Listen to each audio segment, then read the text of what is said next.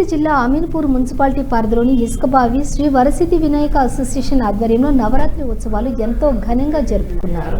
11 రోజుల పాటు ఆ గణనాథుడి పూజల అనంతరం ఈ రోజు నిమజ్జనం కార్యక్రమం ఎంతో అంగరంగ వైభవంగా నిర్వహించారు. నిమజ్జనానికి ముందు పోటాపోటీగా జరిగిన లడ్డూ వేలం పోటీలో పాటలోని ఇసుకబావి వాసులు 3,02,000కు కైవసం చేసుకున్న పసుల శ్రీమతి శ్రీరుద్ర ప్రకాష్ దంపతులు.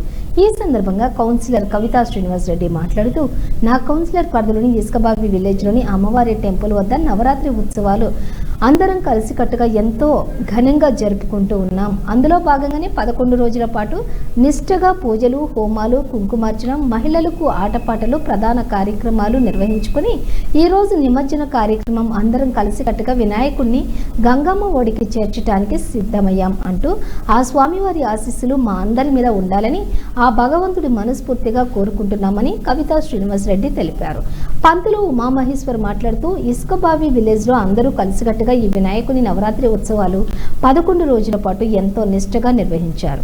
అలాగే స్థానిక కౌన్సిలర్ అయిన ఏనుగు కవితా శ్రీనివాస్ రెడ్డి అన్ని ఏర్పాట్లు దగ్గరుండి చూసుకొని ఎలాంటి ఇబ్బందులు కలగకుండా ఈ రోజు నిమజ్జనానికి ఆ గణనాథుడు తరలి వెళ్తున్నాడు. పెద్ద సంఖ్యలో అందరూ విచ్చేసి ఈ యొక్క నిమజ్జనాన్ని ఇంత సక్సెస్ చేసినందుకు ఆ స్వామివారి ఆశీస్సులు ఉండాలని కోరుకుంటున్నామని పంతులు తెలిపారు.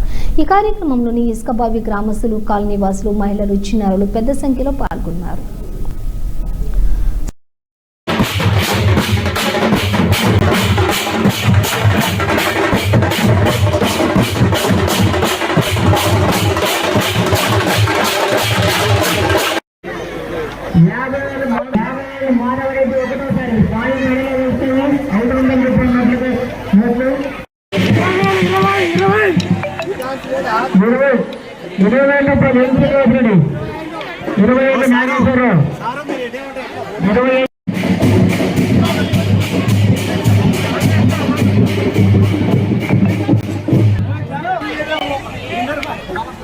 గుమ్మడికాయ బయట కొబ్బరికాయలు, గుమ్మడికాయ ఆభరణం తీసుకురండి.